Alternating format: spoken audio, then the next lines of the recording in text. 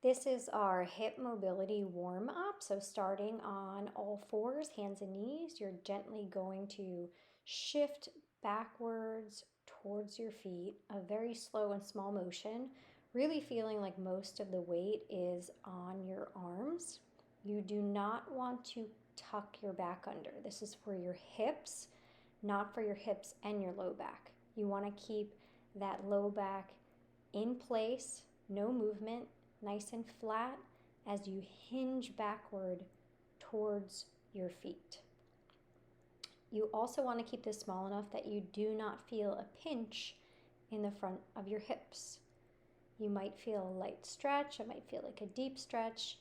If anything, it's very light and you are just hinging, creating some movement isolated in that hip joint, like you're greasing up the joint. Then you could start to take this on diagonal. So instead of going straight back, you're going back and a little off to one side, and then back to center, back and a little off to the other side. Nice and easy, slow to moderate pace, really feeling like the weight is in your arms. Then you can go into pelvic circles. So you start by tucking your tail under, and then as you circle around, you're letting it extend to the back. And then you can reverse this circle. So tucking under, circling those hips around, making circles, feeling the weight shift through your arms. Keep this small enough that, again, you don't feel like anything is uncomfortable. You're just sensing, being very mindful what you feel like in the body. Next, you're going to widen the knees and you are going to shift your weight. So you're shifting back and crossing that foot over until you get into what we call like a Z sit or a cheerleader sit back in the day. From there, you're up nice and tall, and you're allowing your pelvis to rock and rotate towards the knee that is bent and to the foot is to the front.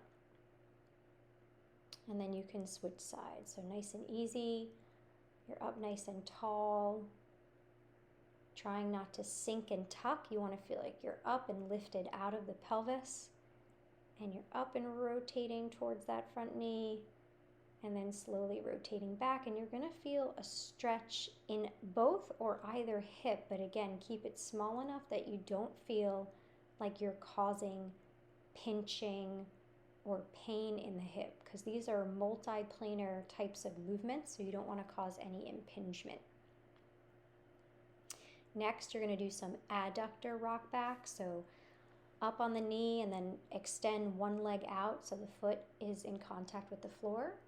Weight in your hands, and you're just shifting back with that leg out, and you should feel, my right leg is out in this case, you should feel a nice stretch in your inner thigh for whichever leg is extended out. Rocking back, rocking forward. Nice and slow, feel the stretch. Stretches should be minimal to light. Nothing too aggressive. You're just warming up the body, greasing up the joints.